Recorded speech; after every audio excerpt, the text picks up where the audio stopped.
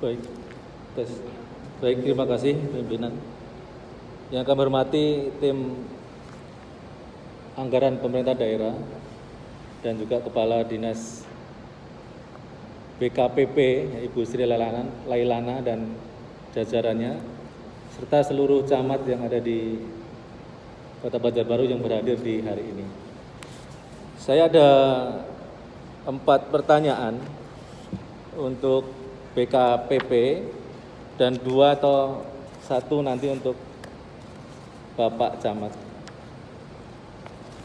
Yang pertama, Bu, saya memfollow up pertanyaan saya waktu RDP dengan Komisi 1 yang belum sempat terjawab. Nanti mohon bisa dijawab kalau Ibu masih ingat. Kalau nggak ingat nanti saya ingatkan.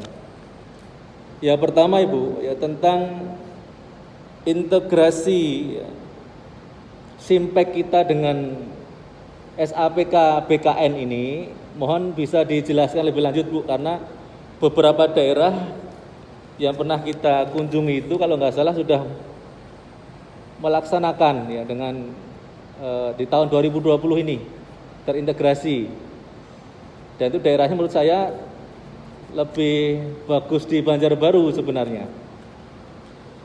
Terus saya pertajam sedikit tentang integrasi ini, apakah SKPD di kota kita ya, itu juga terintegrasi dengan BKPP Bu, artinya online gitu Bu, terkoneksi secara online dengan BKPP.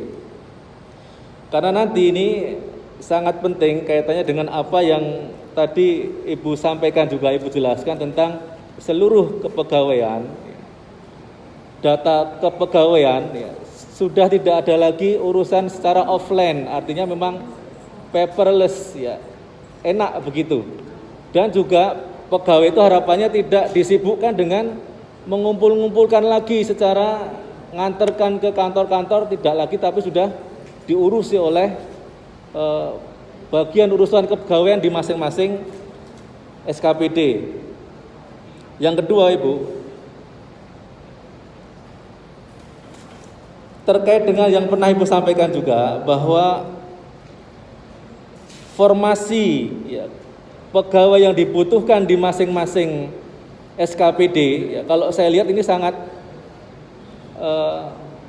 tanda kutip parah begitu ya.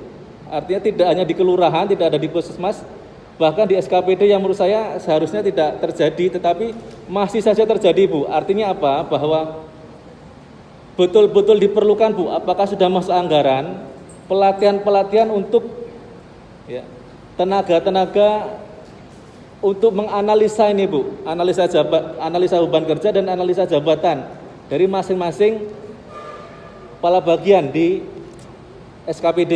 Nah, ini kalau nggak ada Bu, mohon diadakan supaya apa? Database kepegawaian kita ini yang saat ini baru 50% rata-rata yang tadi Ibu sampaikan, itu harusnya tidak terulang lagi, artinya ada progres itu tadi ada kemajuan ya, dari 50 mungkin dari 70, bahkan harapannya bisa 100% terpenuhi data-data dari kepegawaian kita. Yang ketiga ya, ini penting juga dan bisa jadi contoh. Kemarin kita juga sudah rapat ya dengan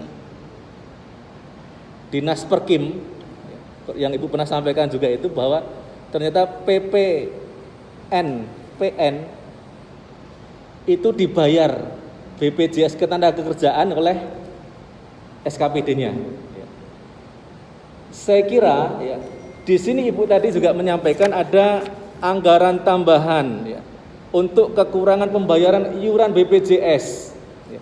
Saya kira ini bisa Bu disiasati, mungkin satu solusi yang saya kira juga Ibu sudah memahami, bahwa kembalikan saja Bu ke SKPD masing-masing begitu terkait dengan BPJS Ketenagakerjaan ini, atau ya, kalau ya dimaksud BPJS Ketenagakerjaan yang Ibu maksudkan untuk penambahan anggaran ini.